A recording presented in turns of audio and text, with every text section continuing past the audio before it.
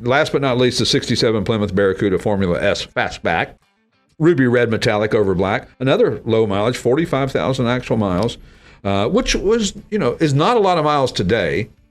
Back in the day, it was a few more than a little. That's right. I mean, most cars had a shelf life of about 100,000 miles, and that was really pushing it. And the manufacturers really wanted you to only drive them for a couple of years because they were cycling through the new designs. Sure. And they wanted you to, oh boy, it's time for a new car. Look at that one. Yeah. And now look at the phones. Yeah, exactly. Every 6 months there's a new phone that comes out, and every, things just happen on a so much quicker basis. So this 67 Barracuda Formula S has got the rebuilt 273 cubic inch V8, A904 automatic, 8 3/4 inch 391 sure grip axle.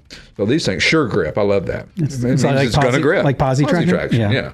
So get a good grip on it. Great body lines on this car. I've always liked this fastback style of the Barracuda. Absolutely.